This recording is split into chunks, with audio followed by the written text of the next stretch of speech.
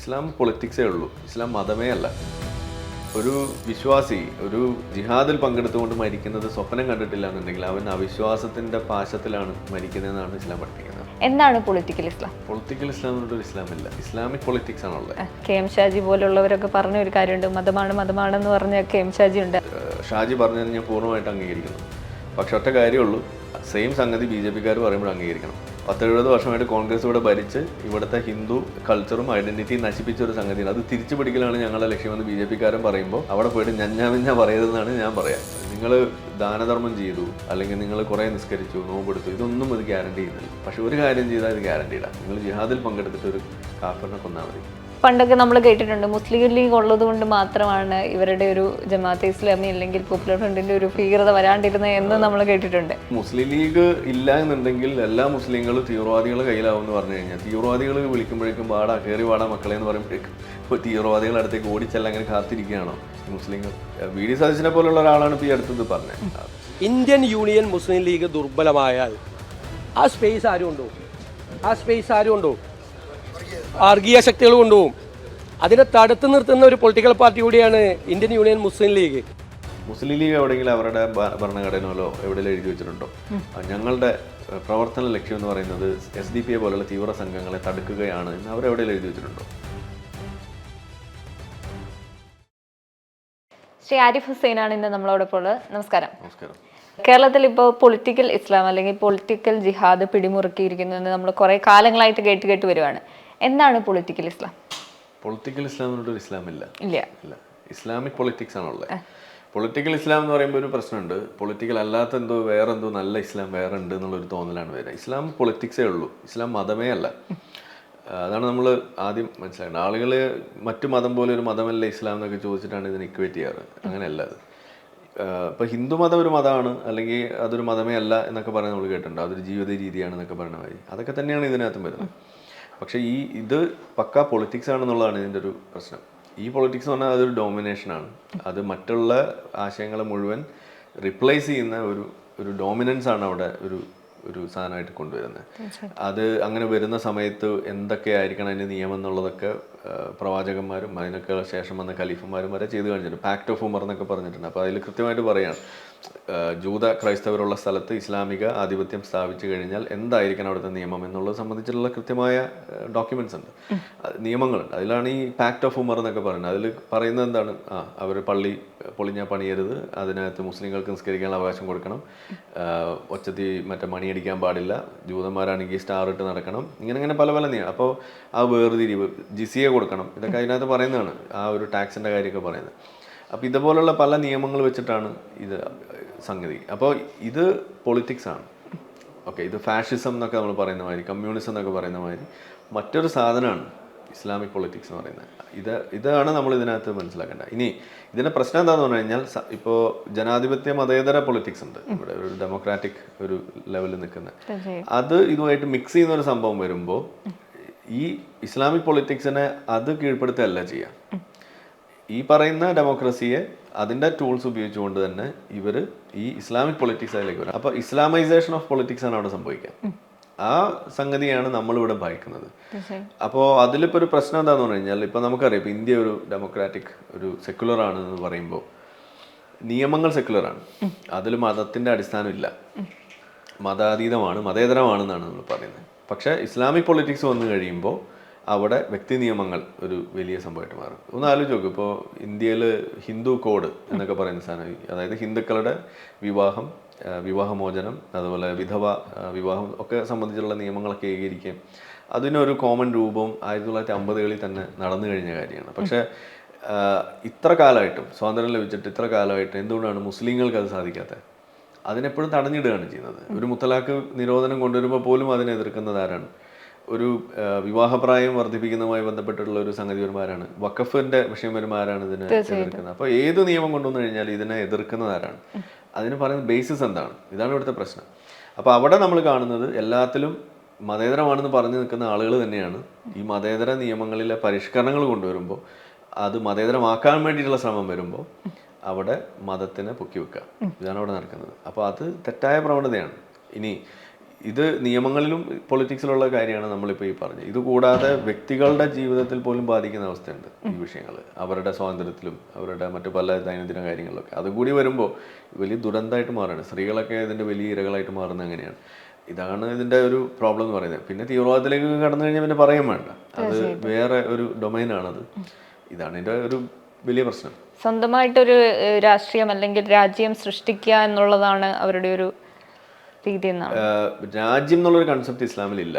അതാണ് ആദ്യം നമ്മൾ മനസ്സിലാക്കേണ്ടത്. പാൻ ഇസ്ലാമിസ് ആണ്. അതായത് ഭൂമിയിൽ ഒരു ഇഞ്ച് സ്ഥലം എവിടെ ഉണ്ടെങ്കിലും അത് ഇസ്ലാമികമാക്കുക എന്നുള്ളതാണ്. അല്ലാതെ ഇസ്ലാമിക രാജ്യമാക്കുക എന്ന് എവിടെ എഴുതി പറഞ്ഞിട്ടില്ല.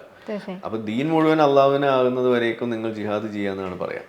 അപ്പോൾ എവിടെയൊക്കെ ദീന് ഇസ്ലാം അല്ലാതെ ഉള്ളത് എവിടെയൊക്കെ ഉണ്ടോ അതെല്ലാം കീഴ്പ്പെടുത്തേണ്ടവയാണെന്നുള്ളതാണ് ഇതിൻ്റെ അടിസ്ഥാനം. അവിടെയാണ് ഈ കാഫിറുകളെ കണ്ടെടുത്ത് വെച്ച് വെട്ടി കൊല്ലാൻ പറയുന്നതും അതുപോലുള്ള പതിയിരിക്കണം എന്ന് പറയുന്നതൊക്കെ വരുന്നത് അവിടെയാണ്. അപ്പോൾ രാജ്യം എന്നുള്ളൊരു കൺസെപ്റ്റ് ഇല്ല. പക്ഷേ ഇസ്ലാമിക വൽക്കരിക്കണം എന്നുള്ള കൺസെപ്റ്റ് ഉണ്ട്. ആ കൺസെപ്റ്റിന് വേണ്ടിയിട്ട് ഇറങ്ങിത്തിരിക്കണം എന്നുള്ളതാണ് അതിലെ ആഹ്വാനം. അതിനെയാണ് ജിഹാദ് എന്ന് പറയുന്നത്. അത് ഇൻഫിഡൽസിനെതിരെ, അതായത് ബഹുദൈവ വിശ്വാസികൾ അനിസ്ലാമികമായ സൊസൈറ്റീസിനെ കീഴ്പ്പെടുത്തുക എന്നുള്ളതാണ്. അതൊരു സ്വപ്നമായിരിക്കണം എന്നുള്ളതാണ് ഇസ്ലാമിലെ നിയമം. അപ്പോൾ ഒരു വിശ്വാസി ഒരു ജിഹാദിൽ പങ്കെടുത്തുകൊണ്ട് മരിക്കുന്നത് സ്വപ്നം കണ്ടിട്ടില്ല എന്നുണ്ടെങ്കിൽ അവൻ അവിശ്വാസത്തിൻ്റെ പാശത്തിലാണ് മരിക്കുന്നതെന്നാണ് ഇസ്ലാം പഠിപ്പിക്കുന്നത്. അപ്പോൾ ഒരാളുടെ ബാധ്യതയാണ് ജിഹാദിൽ പങ്കെടുത്ത് മരിക്കുക എന്നുള്ളത്. അപ്പോൾ അവിടെ ഇസ്ലാമികവൽക്കരണം രാജ്യം എന്നുള്ളതിനേക്കാൾ അപ്പുറം ആ പ്രോസസ്സിൽ പങ്കെടുക്കുക എന്നുള്ളതാണ് ഇതിൻ്റെ പ്രശ്നം. അതാണ് ഇതിൻ്റെ കോർ എന്ന് പറയുന്നത്. അപ്പോൾ അതിലൂടെ സംഭവിക്കുമ്പോൾ ഉണ്ടാകുന്ന എന്താണ്? രണ്ട് കാര്യമാണ്. അതിൽ മരിക്കാനുള്ള സാധ്യതയുണ്ട്, അതിൽ വിജയിക്കാനുള്ള സാധ്യതയുണ്ട്. വിജയിച്ചാലുള്ള സാധ്യത ആ സംഗതിയിൽ പങ്കെടുത്തു എന്നതിൻ്റെ പേരിൽ നിങ്ങൾക്ക് സ്വർഗം കിട്ടും. സ്വർഗത്തിൽ ഹൂറി, കള്ള്, ഇതാണ് അവിടെ ഉള്ളത്. ഇനി വിജയിക്കാൻ സാധിച്ചില്ല, നിങ്ങൾ പക്ഷേ പ്രോസസ്സിൽ കൊല്ലപ്പെട്ടു, അപ്പോഴും നിങ്ങൾക്ക് കിട്ടുന്ന എന്താണ്? സ്വർഗം, കള്ള്, പെണ്ണ്. അപ്പോൾ എങ്ങനെ പോയാലും ഈ രണ്ട് ഔട്ട്കമ്മിലെത്തും. ഇനി ഇതിലൊരു അഡീഷണൽ ബോണസ് എന്താണെന്ന് പറഞ്ഞു കഴിഞ്ഞാൽ, നിങ്ങൾ വളരെ തോന്നിവാസിയായിട്ട് ജീവിക്കുന്ന ഒരാളാണ്. ഒരുപാട് തെറ്റുകൾ ചെയ്തു, പല കാര്യം, കള്ളു കുടിച്ചു, പലതും ചെയ്തു, ആളുകളെ പറ്റിച്ചു, ട്രാഫിക് നിയമം നിങ്ങൾ ലംഘിച്ചു, കൈക്കൂലി നിങ്ങൾ കൊടുത്തു, അങ്ങനെ വലിയ തെറ്റുകളൊക്കെ നിങ്ങൾ ചെയ്തിട്ടുണ്ട്. പക്ഷെ നിങ്ങൾക്ക് എന്ത് ചെയ്താലാണ് ഇതൊക്കെ പുറത്തു തരിക എന്നുള്ളൊരു പ്രശ്നം വരുന്നുണ്ട്. അതായത് നിങ്ങൾക്ക് ഈ തെറ്റ് മായ്ച്ചു കളയണം, ഇത് നള്ളിഫൈ ചെയ്യണം. അതിനുള്ള വഴി എന്താണ്? നിങ്ങൾ ദാനധർമ്മം ചെയ്തു, അല്ലെങ്കിൽ നിങ്ങൾ കുറേ നിസ്കരിച്ചു, നോമ്പെടുത്തു, ഇതൊന്നും അത് ഗ്യാരണ്ടി ചെയ്യുന്നില്ല. പക്ഷെ ഒരു കാര്യം ചെയ്താൽ ഇത് ഗ്യാരണ്ടീഡാ. നിങ്ങൾ ജിഹാദിൽ പങ്കെടുത്തിട്ട് ഒരു കാഫിറിനെ കൊന്നാൽ മതി. അങ്ങനെ കൊന്നാൽ നിങ്ങൾ സ്വർഗത്തിലെത്തും. ഇതാണ് 100% അവിടെ പറഞ്ഞു വെക്കുന്നത്. അതായത് ആ നിയമം എങ്ങനെയാണ്? ഇതുപോലെ ഒരു യുദ്ധത്തിൽ ഒരു കാഫിറിനെ കൊല്ലുന്ന ഒരവസ്ഥ ഉണ്ടായാൽ ജിഹാദിൽ പങ്കെടുത്ത് ആ കൊല്ലപ്പെട്ട കാഫിറും കൊന്ന മുസ്ലിമും ഒരുമിച്ച് നരകത്തിൽ പോകില്ല എന്നാണ് നിയമം. അതിൻ്റെ അർത്ഥം എന്താണ്? കാഫിറിനെ കൊന്നാൽ നിങ്ങൾക്ക് 100% ഷുവറാണ് നിങ്ങൾ സ്വർഗത്തിലെത്തുന്നത്. ഇതാണ് ഇതിൻ്റെ പ്രിൻസിപ്പിൾ. ഇതാണ് ജിഹാദികൾക്ക് അറിയുന്ന കാര്യം. ഇത് നമ്മുടെ നാട്ടിലെ മുസ്ലിങ്ങൾക്ക് അറിയില്ല, ഇവിടുത്തെ രാഷ്ട്രീയക്കാർക്ക് മനസ്സിലാവില്ല, ഇവിടുത്തെ വോക്കുകൾക്ക് തിരിച്ചറിയില്ല. അപ്പോൾ ഇത് അറിയാത്ത ആളുകൾ ഇത് കൈകാര്യം ചെയ്യുമ്പോൾ ഉണ്ടാകുന്ന പ്രശ്നം ഇതൊക്കെ ഇതെന്തോ ഒരു മായ, ഒരു ആകെ കൂടി ഒരു പുകമറയിൽ നിന്നിട്ട് നിങ്ങളിതിനെ അഡ്രസ്സ് ചെയ്യാൻ നോക്കുമ്പോൾ പറഞ്ഞു വെക്കുന്നതിൻ്റെ അവസാനം എന്താ വരിക? ഇത് ഇസ്ലാമിന് കുഴപ്പമൊന്നുമില്ല, ചില മുസ്ലിങ്ങളാണ് കുഴപ്പമെന്ന് വരും. അങ്ങനെയാണോ? അത് അല്ല. ഈ മുസ്ലിങ്ങൾക്ക് കുഴപ്പമൊന്നുമില്ല, ഓക്കെ, ഇസ്ലാമിനാണ് പ്രശ്നം.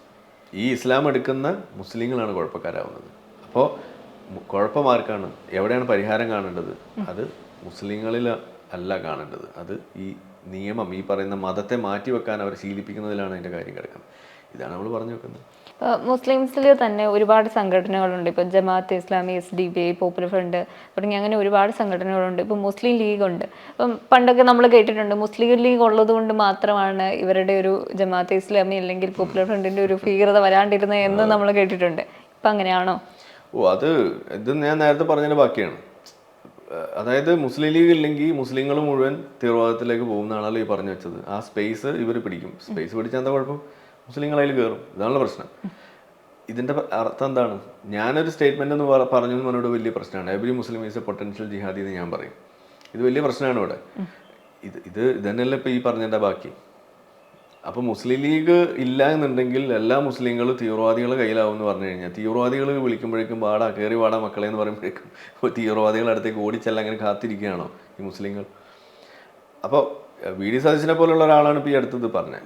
എനിക്കൊന്നും ഇതിന് മുന്നേ ആരും അങ്ങനെ പറഞ്ഞിട്ട് ഞാൻ കേട്ടിട്ടില്ല. ഇത്രയും ഒരു ഒരു ഇങ്ങനെ പൊസിഷനിൽ ഇരിക്കുന്ന ഒരാൾ ഓപ്പണായിട്ട് ഇത് പറയുന്നത് ഞാൻ കേട്ടിട്ടില്ല.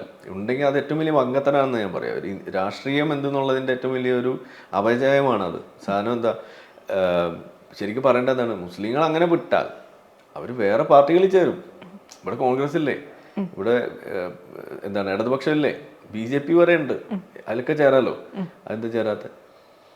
അതിലൊക്കെ ചേരുന്നതിന് പകരം അവർ തപ്പി നടക്കുന്നത് ഇതേപോലെയുള്ള കൊട്ടത്തളമാണെന്ന് പറഞ്ഞാൽ അത് തീവ്രവാദ കൂട്ടങ്ങളെയാണ് അവർ തപ്പി നടക്കുന്നതെന്നതിൻ്റെ അർത്ഥം. ഇത് വളരെ ഡേഞ്ചർ അല്ലേ? ഇത് മുസ്ലിങ്ങളെ വീണ്ടും തീവ്രവാദികളാക്കുന്നതിന് തുല്യമല്ലേ? ഇതാണ് അവിടെ വരുന്നത്.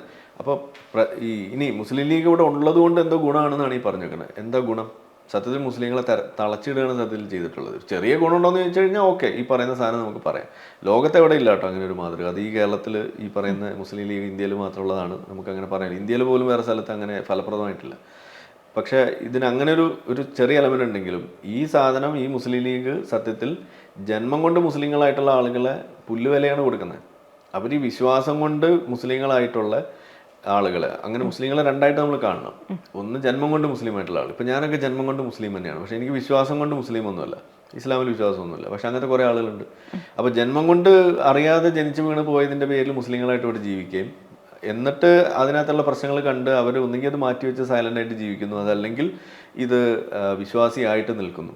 ഇങ്ങനെയുള്ള ഒരു സംഗതിയാണ് അവിടെ ഉള്ളത്. അപ്പോൾ ഈ ഒരു രണ്ടാമത്തെ കൂട്ടം ആളുകളാണ് സത്യത്തിൽ ഈ മുസ്ലിം ലീഗിലുള്ളത്. വെറുതെ ജന്മം കൊണ്ട് നിൽക്കുന്ന ആളല്ല, അവർ ആ മുസ്ലിം ഐഡൻറ്റിറ്റിയിൽ വിശ്വസിക്കുകയും ആ മതത്തിൻ്റെ രക്ഷകരായിട്ട് നിൽക്കുകയും കൂടി ചെയ്യുന്ന ആളുകളാണ് മുസ്ലിം ലീഗ്. അവർ പറയുന്ന സാധനം ഈ പറയുന്ന തീവ്രവാദത്തെ തടയാനാണെന്ന് പറയുമ്പോൾ ഇത് VD സതീശനല്ലേ പറഞ്ഞിട്ടുള്ളൂ. മുസ്ലിം ലീഗ് എവിടെയെങ്കിലും അവരുടെ ഭരണഘടനയിലോ എവിടെയെങ്കിലും എഴുതി വെച്ചിട്ടുണ്ടോ ഞങ്ങളുടെ പ്രവർത്തന ലക്ഷ്യം എന്ന് പറയുന്നത് SDP പോലുള്ള തീവ്ര സംഘങ്ങളെ തടുക്കുകയാണ് എന്ന് അവരെവിടെയെങ്കിലും എഴുതി വെച്ചിട്ടുണ്ടോ? ഇല്ലല്ലോ. അങ്ങനെ ഒരു ഉദ്ദേശം അവർക്കില്ല. ഇനി ഇപ്പോൾ ഇത് ഉണ്ടെന്ന് പറയുകയാണ്, ഓക്കെ, ഭാവിയിൽ എഴുതി ചേർത്താൽ നല്ല കാര്യം, പച്ചയ്ക്ക് എഴുതട്ടെ, അതുവരെയൊക്കെ നമുക്കത് എടുക്കേണ്ട കാര്യമൊന്നുമില്ല. അപ്പോൾ ഇവിടെ പ്രശ്നം ഇവരിങ്ങനെ പറഞ്ഞു വെക്കുമ്പോൾ ഇവർ സത്യത്തിൽ ഈ മത സംരക്ഷകരാണ്. അതായത് ഇവർ പൊളിറ്റീഷ്യൻസ് അല്ല, ഇവർ പാർലമെൻറ്റിൽ ഇരിക്കുന്ന മൊല്ലാക്കന്മാരാണ്. അവിടെ ഇരുന്നിട്ട് അവർ ആവശ്യപ്പെടുന്ന എന്താണ്? ഈ മുത്തലാഖ് നിരോധനം, അത് വരുമ്പോൾ അത് പറ്റില്ല എന്ന് പറയാം. വിവാഹപ്രായം കൂട്ടുമ്പോൾ അത് പറ്റില്ല എന്ന് പറയാം. അതല്ലെങ്കിൽ സ്ത്രീകളുടെ തുല്യത, യൂണിഫോം സിവിൽ കോഡ്, അത് പറ്റില്ല എന്ന് പറയാം. വഖഫിൻ്റെ പ്രശ്നം, അതിൽ ചൂഷണം പറയുമ്പോൾ അത് പറ്റില്ല, ഞങ്ങൾക്ക് ചൂഷണം ചെയ്യണമെന്ന് പറയാം. സത്യത്തിൽ ഇവരെന്താ ചെയ്യുന്നത്? മതനിയമം ഇവിടെ നിഷ്കർഷിക്കുക, അതിന് വേണ്ടിയിട്ടുള്ള സംരക്ഷകരായിട്ട് ചമയുക. ഇത് മൊല്ലാക്കന്മാർ എടുക്കേണ്ട പണിയല്ലേ? അപ്പോൾ മൊല്ലാക്കന്മാർ എടുക്കേണ്ട പണി എടുക്കുന്ന ഒരു കൂട്ടം രാഷ്ട്രീയക്കാരാണ് മുസ്ലിം ലീഗ്. അത് അവർ കൃത്യമായിട്ട് ഉയർത്തുമ്പോൾ വോട്ട് മാത്രം ലക്ഷ്യം വെച്ചുകൊണ്ട് ഈ കൂടെ ഇരിക്കുന്ന UDF ഇരിക്കുന്ന ഈ കോൺഗ്രസ് എന്ത് ചെയ്യും? ഇവർക്ക് വേണ്ട ചില സാധനങ്ങൾ ഇടയ്ക്കിടയ്ക്ക് ഇട്ട് കൊടുത്തുകൊണ്ടിരിക്കും. അത് മുത്തലാഖായിട്ടും ഇതിനുള്ള CA പ്രക്ഷോഭമായിട്ടും വഖഫായിട്ടൊക്കെ ഇങ്ങനെ കുറേശ്ശെ ഇതിങ്ങനെ പട്ടി ബിസ്ക്കറ്റ് കൊടുക്കണ പോലെ. ഇതാണ് ഞാൻ ഈ മുസ്ലിം ലീഗിനെ പട്ടി ബിസ്ക്കറ്റ് പാർട്ടി എന്ന് വിളിക്കുന്നത്. അത് കിട്ടി അവർ ഹാപ്പിയാണ്. പട്ടിക്കതേ വേണ്ടു, പട്ടി വാലാട്ടും, അതാണ് ഈ വോട്ട്. അതും കിട്ടി അവർ അതും കഴിച്ചിങ്ങനെ ഇരിക്കുന്ന ഒരു അവസ്ഥ. ഇത് ശരിക്കും മുസ്ലിങ്ങളെ സംരക്ഷിക്കുന്നു എന്ന് പറയുന്ന ഒരു ഡാമാണെന്നുണ്ടെങ്കിൽ പോലും ഇവർ മുസ്ലിങ്ങളെ വേലി കെട്ടി ഈ റിഫോമിൽ നിന്ന് തടയുന്ന ഒരു വേലികെട്ടും കൂടിയാണ്. അതാണ് മുസ്ലിം ലീഗ് എന്ന് പറയുന്നത്. അപ്പോൾ സത്യത്തിൽ നമ്മൾ ചെയ്യേണ്ട ഈ രാഷ്ട്രീയ പ്രവർത്തനത്തിൻ്റെ ഔട്ട്കം എന്തായിരിക്കണം? മുസ്ലിം ലീഗ് പോലെ ഈ സ്വത്ത രാഷ്ട്രീയ പാർട്ടികൾക്കുള്ള സ്ഥാനം അല്ലെങ്കിൽ അങ്ങനെ ഒരു സ്പേസ് ഇല്ലാതെയാക്കുക എന്നുള്ളതാണ് ഇവിടെ ചെയ്യേണ്ടത്. അങ്ങനെ ഇല്ലാതെ ആയാൽ മുസ്ലിം ലീഗും ഉണ്ടാവില്ല, തീവ്ര ഇസ്ലാമിക പാർട്ടി ഉണ്ടാവില്ല. അതല്ലേ നമ്മളിവിടെ പറയേണ്ടത്. അതിന് പകരം ഇവർ പോയ ഉടനെ അവർ വരും, മുസ്ലിങ്ങൾ ഇവിടെ അതിൽ ചേക്കാറാൻ വേണ്ടി നിൽക്കണവരാണ് എന്നുള്ള ധ്വനി കൊടുക്കുന്നത് വളരെ തെറ്റായിട്ടുള്ള ഒരു സ്റ്റേറ്റ്മെൻറ്റാണ്. അത് മുസ്ലിങ്ങളെ കുഴപ്പത്തിൽ ചടിക്കുന്ന സ്റ്റേറ്റ്മെൻറ്റാണ്. ഇപ്പം നമ്മുടെ മന്ത്രിസഭ നോക്കുകയാണെങ്കിൽ, കേരളത്തിലെ മന്ത്രിസഭ നോക്കുകയാണെങ്കിൽ, ഇപ്പം മുസ്ലിം ലീഗിന് ഇപ്പോൾ 5 മന്ത്രിസ്ഥാനം കിട്ടിയിട്ടുണ്ട്. അതിൽ തന്നെ പ്രധാനപ്പെട്ട വിദ്യാഭ്യാസം പോലുള്ള മേഖലകളാണ് അവർക്ക് കിട്ടിയിരിക്കുന്നത്. ഇതെങ്ങനെയായിരിക്കും അവരിൽ പ്രാവർത്തികമാക്കുക ഈ കാര്യങ്ങളിൽ? അതിനോട് ഞാൻ പോസിറ്റീവായിട്ട് നിൽക്കുകയുള്ളൂ. കാരണം ഈ വിദ്യാഭ്യാസപരമായിട്ടും ഇതുപോലുള്ള കാര്യങ്ങളിലൊക്കെ ഒരു പിന്നിൽ നിൽക്കുക, അല്ലെങ്കിൽ ഇതിനൊന്നും വലിയ കാര്യമായിട്ട് കാണാത്ത ഒരു സമൂഹമാണ് സത്യത്തിൽ ഇസ്ലാമിക സമൂഹം എന്ന് പറയുന്നത്. നമുക്കറിയാം, ലോകത്ത് എല്ലായിടത്തും നമ്മൾ കാണുന്ന, ഇപ്പോൾ അഫ്ഗാനിസ്ഥാനിലൊക്കെ കാണുന്ന ഒരു കാര്യമാണ്, പാകിസ്ഥാനിലും ഒക്കെ കാണുന്ന കാര്യമാണ്. പക്ഷേ ഇന്ത്യയിൽ, കേരളത്തിൽ അതിരുന്ന് ചെയ്യുമ്പോൾ അവർ ആ തരത്തിലുള്ള ഏതെങ്കിലും സാധനം ചെയ്ത് അവർ ചോദ്യം ചെയ്യപ്പെടാനുള്ള സാഹചര്യമാണ് ഉണ്ടാക്കുക. അപ്പോൾ ഇപ്പോൾ നമുക്കറിയാം പച്ച ബോർഡിൻ്റെ ഇഷ്യൂ, അതല്ലെങ്കിൽ അങ്ങനെയുള്ള പല പല സാധനങ്ങൾ വരുമ്പോൾ അവർ ഇനി അത് ആവർത്തിക്കാത്തൊരവസ്ഥ ഇന്നുണ്ട്. അതേപോലെ ഇനിയും ആവർത്തിക്കപ്പെടാതിരിക്കേണ്ട പല സാധനങ്ങൾ ഇനിയുണ്ട്. അതിലേക്ക് അവരെ കൊണ്ടെത്തിക്കണം. അതിന് ഇതുപോലുള്ള ചില സാധനങ്ങൾ നല്ലതാണെന്ന് ഞാൻ പറയുള്ളൂ. ഇപ്പം ലീഗിലെ തന്നെ ഇപ്പം കെ എം ഷാജി പോലുള്ളവരൊക്കെ പറഞ്ഞ ഒരു കാര്യമുണ്ട്, മതമാണെന്ന് പറഞ്ഞ കെ എം ഷാജി ഉണ്ട്. അതുപോലെ തന്നെ അദ്ദേഹം അതിനുശേഷം പറഞ്ഞിട്ടുണ്ട് 10 വർഷത്തെ അവരുടെ കാത്തിരിപ്പിന് ശേഷം വന്നതാണ്. അതുപോലെ തന്നെ മറ്റൊരു സംഭവം ഉണ്ടായത് തൊടുപുഴയിൽ കോൺഗ്രസ് ജയിച്ചതിന് ശേഷം ഉണ്ടായത് ഇനി കേരളത്തിലെ നിയമം ലീഗ് തീരുമാനിക്കും പോലുള്ള വർഗീയപരമായ ഡയലോഗുകൾ അല്ലെങ്കിൽ മുദ്രാവാക്യങ്ങൾ മുഴക്കിയവരാണ് ഇവർ. അതിനെപ്പറ്റി എന്താണ് പറയുക? മതമാണ് പ്രശ്നം. 10 വർഷമായിട്ട് തടഞ്ഞു വെക്കപ്പെട്ട സാധ്യതകൾ, കാര്യങ്ങൾ സമുദായത്തിന് നേടിക്കൊടുക്കുക എന്നുള്ളതാണ് ഞങ്ങളുടെ ലക്ഷ്യമെന്ന് ഷാജി പറഞ്ഞതിന് ഞാൻ പൂർണ്ണമായിട്ട് അംഗീകരിക്കുന്നു. പക്ഷെ ഒറ്റ കാര്യമുള്ളൂ, സെയിം സംഗതി BJP-ക്കാർ പറയുമ്പോൾ അംഗീകരിക്കണം. ഓക്കെ, മതമാണ് പ്രശ്നം. 10-70 വർഷമായിട്ട് കോൺഗ്രസ് ഇവിടെ ഭരിച്ച് ഇവിടുത്തെ ഹിന്ദു കൾച്ചറും ഐഡൻറ്റിറ്റിയും നശിപ്പിച്ച ഒരു സംഗതിയാണ്. അത് തിരിച്ചു പിടിക്കലാണ് ഞങ്ങളുടെ ലക്ഷ്യമെന്ന് BJP-ക്കാരൻ പറയുമ്പോൾ അവിടെ പോയിട്ട് ഞഞ്ഞാമിഞ്ഞ പറയരുതെന്നാണ് ഞാൻ പറയാം. രണ്ടും കൂടി നടക്കില്ല. ഒന്നുകിൽ രണ്ടിനെ എതിർക്കുക, അല്ലെങ്കിൽ രണ്ടിനെയും ഒപ്പം നിൽക്കുക. അപ്പോൾ അത് നിങ്ങൾ തീരുമാനിക്കുക. പക്ഷേ ഈ തൊടുപുഴയിലുണ്ടായ ഒരു മുദ്രാവാക്യം അത് ഒന്ന് ആലോചിച്ച് നോക്കുക. അത് BJP-ക്കാരാണ് വിളിച്ചതെന്ന് വിചാരിക്കുക. ഇവിടെ കേരളം ഇപ്പോഴും ചർച്ച കഴിഞ്ഞിട്ടുണ്ടാവില്ല. തീർച്ചയായിട്ടും അല്ലേ? ഇത് അതാ പറയുന്നത്, ഈ മുസ്ലിം വിഭാഗങ്ങൾ അവർ ന്യൂനപക്ഷമല്ലേ, അവർക്ക് ഇച്ചിരി തീവ്രവാദമൊക്കെ, അവർ അടിച്ചമർത്തപ്പെട്ട ഹമാസിന് എന്ത് തോന്നിയാസാവാന്ന് സ്വരാജ് പറഞ്ഞതിൻ്റെ വേറൊരു വേർഷനാണ്. അതിവിടെ ഉള്ളൊരു പൊതുബോധമാണ്. അതിനെ തിരുത്തുക എന്നുള്ളതാണ് നമ്മുടെ പണി. ആ അസിമെട്രിയാണ് സത്യത്തിൽ ഇവിടുത്തെ പ്രശ്നം. ഇപ്പം മലപ്പുറം പോലെയുള്ള ജില്ല ഭാഗിക്കണമെന്ന് പറഞ്ഞ് കുറേ കാലങ്ങളായിട്ട് ഉയർന്നു വരുന്നുണ്ട്. എന്തുകൊണ്ടാണ് ആ ജില്ലയൊക്കെ ഭാഗിച്ച് മാറ്റേണ്ട ഒരു ആവശ്യകതയുടെ ഒരു കാര്യമൊക്കെ? മലപ്പുറം മാത്രമല്ല, ഇന്ത്യയിൽ പല സംസ്ഥാനങ്ങളും ഭാഗിച്ച് ചെറിയ ചെറിയ പീസസ് ആക്കി അത് മാറ്റുന്നത് ഭരണപരമായിട്ടുള്ള ഒരു ഇമ്പ്രൂവ്മെൻ്റ് ആയിട്ട് തന്നെയാണ് ഞാൻ കാണുന്നത്. അത് മലപ്പുറം ഭാഗിക്കണമെങ്കിൽ അങ്ങനെ ഏത് വേണമെങ്കിലും ഭാഗിക്കാം, അതിനാണ് വേണ്ടതെന്നാണ് ഞാൻ പറയാം. പക്ഷേ ഈ ആവശ്യപ്പെടുന്ന ആ കണ്ടീഷൻസാണ് ഇവിടുത്തെ പ്രശ്നം. അത് മതത്തിൻ്റെ അടിസ്ഥാനത്തിലും ഞങ്ങൾ പോപ്പുലേഷൻ കൂടി അതുകൊണ്ട് ഭാഗിക്കണം എന്നൊക്കെ പറയുന്നത് അതല്ല ഇവിടുത്തെ. അങ്ങനെ അപ്പോൾ പോപ്പുലേഷൻ കുറഞ്ഞു പോകുന്ന സ്ഥലങ്ങൾ അപ്പോൾ നിങ്ങൾ ഒന്നിപ്പിക്കാൻ വേണ്ടി പറയും. ഇപ്പോൾ ഇവിടുത്തെ പത്തനംതിട്ട പോലുള്ള സ്ഥലങ്ങൾ അവിടെയൊക്കെ പോപ്പുലേഷൻ കുറഞ്ഞുകൊണ്ടിരിക്കുകയാണ്. അങ്ങനെയാണെങ്കിൽ അത് ഒന്നിപ്പിക്കട്ടെ. 2-3 ഇപ്പോൾ കോട്ടയവും പത്തനംതിട്ടയൊക്കെ ഒരൊറ്റ ജില്ലയാക്കി മാറ്റട്ടെ. അപ്പോൾ പോപ്പുലേഷൻ കൺട്രോളും കാര്യങ്ങളും നമ്മളൊരു സ്റ്റേറ്റ് പോളിസി ആയിട്ട് വെക്കുന്നുണ്ടെങ്കിൽ അത് നമ്മൾ എല്ലാവർക്കും ബാധകമാകണം. ഇത് ഒരു ഭാഗം ആളുകൾ അത് ചെയ്യാതിരിക്കുകയും വാക്സിൻ പോലും എടുക്കാതിരിക്കുകയും നമ്മളെ ഇപ്പോൾ ഈ അക്യുപങ്ചറിൻ്റെ കൊലപാതകങ്ങൾ നമ്മൾ കാണുകയാണ്, കുട്ടികളെ വരെ കൊല്ലുന്നു. അപ്പോൾ ഇതൊക്കെ നമ്മളുടെ ശിശുമരണ നിരക്കിനെയൊക്കെ ബാധിക്കുന്ന വലിയ പ്രശ്നങ്ങളാണ്. ഇതിലൊന്നും ഒരു തരത്തിലും ഇടപെടാതെ നിൽക്കുകയും തീവ്രവാദ പ്രവർത്തനങ്ങളായാലും എല്ലാത്തിലും ഇപ്പോൾ കഴിഞ്ഞ ദിവസം കണ്ട് NIA അവിടെ പോയിട്ട് റെയ്ഡ് ചെയ്തിട്ട് കുറേ പടക്കം പിടിക്കും. ഇതുപോലുള്ള സംഗതികൾ ഇതൊക്കെ വരുമ്പോൾ ഇത് റോങ് മെസ്സേജാണ് കൊടുത്തുകൊണ്ടിരിക്കുന്നത്. വലിയ സംസ്ഥാനങ്ങൾ, വലിയ ജില്ലകളെയൊക്കെ ഭാഗിച്ച് ഭരണപരിഷ്കാരങ്ങൾ കൊണ്ടുവരിക എന്നുള്ളത് എപ്പോഴും വേണ്ടത് തന്നെയാണ്. പക്ഷേ അതിന് നമ്മൾ ഒരു നിയമം ഉണ്ടെങ്കിൽ പൊതു ധാരണകളിലുള്ള കാര്യങ്ങളിൽ അത് ഈക്വലി എല്ലാവരും പാർട്ടിസിപ്പേറ്റ് ചെയ്യണം. അതല്ലാതെ നമ്മൾ ഇതൊന്നും ചെയ്യൂല, ഞങ്ങളിങ്ങനെ പെറ്റുകൂട്ടും, അപ്പോൾ അതിങ്ങനെ വായിച്ചുകൊണ്ടേ ഇരിക്കണം, അതല്ല അതിൻ്റെ രീതി. അവിടെ അവരുടെ ആ ഭാഗത്തുള്ള ചില ഇഷ്യൂസ് ഉണ്ട്, അതും കൂടി നമ്മളോട് വെളിച്ചത്ത് വരും, അതുകൂടി താങ്ങണം എന്നുള്ളതാണ് നമ്മൾ പറയുന്നത്. അല്ലാതെ ഇത് അന്ധമായിട്ട് ഇതിനെ എതിർക്കുന്നില്ല. വലിയ സംസ്ഥാനങ്ങൾ ഇവിടെ മുറിക്കേണ്ടതുണ്ട് പല സംഗതികളെ. അത് ചെയ്യുന്നത് തന്നെയാണ് നല്ലതാണ് പറയുക. കുറേ കൂടിയും ഭരണപരമായ കാര്യങ്ങൾക്ക് കുറേ കൂടി എളുപ്പമാണ്. അല്ലെങ്കിൽ പോട്ടെ, എന്തെങ്കിലും ഒരു പദ്ധതി കൊണ്ടുവരുമ്പോൾ ഈ കണ്ണൂർ വെച്ച് നിർത്താതെ കാസർകോട്ടേക്ക് നീട്ടുക. ഇപ്പോൾ ഇന്നലെയും കൂടി നമ്മൾ കണ്ടു, പുതിയ റെയിൽപാത വരുന്നു, അത് കണ്ണൂർ വെച്ച് നിർത്താണ്. ഇത് കാസർഗോഡെന്ന് നമ്മൾ എന്നാൽ പിന്നെ അത് മുറിച്ചാതെ അങ്ങ് കൊടുക്കുക, കർണാടകയ്ക്ക് കൊടുക്കുക നിങ്ങൾക്ക് വേണ്ടെങ്കിൽ, അതല്ലേ നമ്മൾ പറയുന്നത്. അപ്പോൾ ഇതുപോലുള്ള കാര്യങ്ങൾ നമ്മൾ പറയണം. നന്ദി. യെസ്.